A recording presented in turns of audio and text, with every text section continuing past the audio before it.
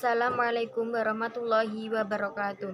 Perkenalkan, nama saya Indah Dina, nomor induk mahasiswa 201190104 dari kelas PAIC. Di sini saya akan menjelaskan makalah saya yang berjudul Ulasan Jurnal Media Pembelajaran dalam Pendidikan Agama Islam. Langsung saja, di sini saya akan menjelaskan, yaitu A. Pentingnya media pembelajaran dalam pendidikan agama Islam. Media merupakan semua jenis peralatan yang dapat merangsang siswa untuk belajar. Ditinjau dari pendidikan agama Islam, media pendidikan agama adalah semua aktivitas yang ada hubungannya dengan materi pendidikan agama, baik yang berupa alat yang dapat diragakan maupun teknik atau metode yang secara efektif dapat digunakan oleh guru agama dalam rangka mencapai tujuan tertentu dan tidak bertentangan dengan ajaran Islam. Media pembelajaran sangatlah penting digunakan oleh guru karena memiliki beberapa manfaat, antara lain: 1. Memperjelas penyajian pesan agar tidak terlalu bersifat verbalistik. 2. Mengatasi keterbatasan ruang, waktu, dan daya indera. 3. Dapat mengatasi sifat pasif peserta didik. 4. Dapat mengatasi perbedaan sifat yang unik dan perbedaan pengalaman peserta didik. Yang selanjutnya yaitu yang B, jenis-jenis dan karakteristik media pembelajaran pendidikan agama Islam. Rudy Bratz mengelompokkan media pembelajaran ke dalam 8 klasifikasi, yaitu 1. Media audiovisual gerak, 2. Media audiovisual diam, 3. Media audio semi gerak, 4. Media visual gerak, 5. Media visual diam, 6. Media visual semi gerak, 7. Media audio, 8. Media cetak. Berikut diuraikan karakteristik media yang bisa digunakan dalam pembelajaran pendidikan agama Islam. 1. Media grafis. Media grafis dapat berfungsi untuk menarik perhatian, memperjelas pesan, dan mengilustrasikan pesan. Contoh media grafis adalah card atau bagan, gambar atau foto, diagram, grafik, poster, dan komik. Yang kedua yaitu media audio. Media audio adalah media yang erat kaitannya dengan pendengaran. Contoh media audio adalah radio, laboratorium bahasa, dan alat perekam pita magnetik. Yang ketiga yaitu media proyeksi diam. Media proyeksi diam merupakan media yang prinsipnya sama dengan media grafis. Tetapi dalam media proyeksi diam, informasi disampaikan melalui proyektor agar dapat dilihat oleh peserta didik. Beberapa jenis media proyeksi diam diantaranya adalah slide, film rangkai, OHP, televisi, proyektor opaque, tacitoscape, microprojection, dan mikrofilm. Mungkin itu yang dapat saya sampaikan. Apabila kurang jelas, nanti bisa ditanyakan di kolom diskusi. Dan penjelasan saya akan diteruskan dan dijelaskan oleh teman saya yang bernama Imro'atul Qani'ah. Melanjutkan penjelasan dari teman saya. Langsung saja.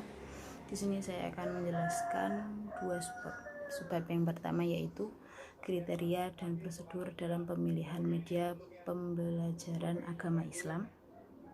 Yang kedua, pengembangan media pendidikan agama Islam. Yang pertama, karakteristik atau kriteria dalam pemilihan media pembelajaran agama Islam itu. Kriteria yang pertama yaitu media yang dipilih hendaknya sesuai dengan tujuan pembelajaran yang telah ditetapkan. Yang kedua, media yang dipilih dapat menjelaskan informasi atau materi yang akan ditetapkan, yang telah ditetapkan.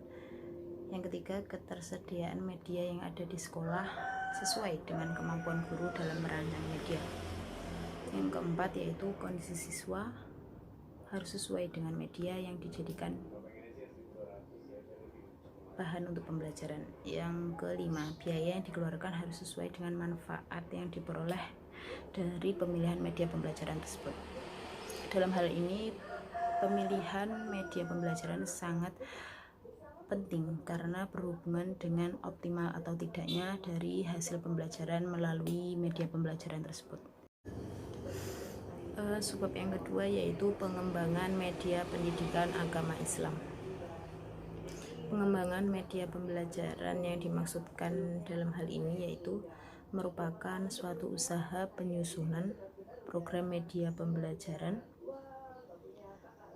yang lebih tertuju pada perencanaan media. Pengembangan media ini akan membantu dalam menyesuaikan media yang digunakan dengan peserta didik yang akan memanfaatkan media tersebut. Dalam pemakaian media, hendaknya kita memperhatikan hal-hal tersebut, yaitu yang pertama, media tersebut tidak melanggar norma-norma atau ketentuan agama Islam itu sendiri. Baik bahan dasar media yang digunakan harus suci, dalam artian tidak mengandung najis atau barang yang diharamkan. Yang kedua, dalam proses mendapatkan media tersebut, itu prosesnya secara halal. Selanjutnya, langkah-langkah yang dapat diambil dalam pengembangan media pembelajaran antara lain menganalisis kebutuhan dan karakteristik siswa. Yang kedua, merumuskan tujuan instruksional secara operasional dan jelas. Yang ketiga, merumuskan butir-butir materi secara terperinci yang dapat mendukung tercapainya tujuan. Yang keempat, mengembangkan alat ukur keberhasilan siswa. Yang kelima yaitu menulis naskah media. Yang keenam, mengadakan tes dan revisi.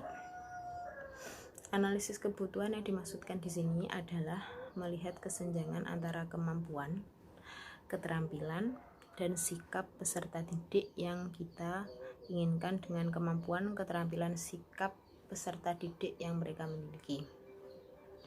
Agar program pengembangan media yang kita lakukan berjalan dengan baik, tentunya kita harus mengetahui kemampuan, sikap, keterampilan, dan membandingkan dengan kemampuan yang diharapkan oleh peserta didik. Kita dapat merancang program media yang tidak terlalu mudah dan tidak terlalu sulit bagi peserta didik. Program media yang terlalu mudah menjadikan peserta didik tidak termotivasi dan dapat menjadikan peserta didik bosan.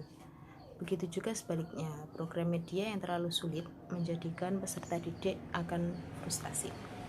Itu tadi penjelasan dari saya. Ada kurang lebihnya mohon maaf. Akhirun wassalamualaikum warahmatullahi wabarakatuh.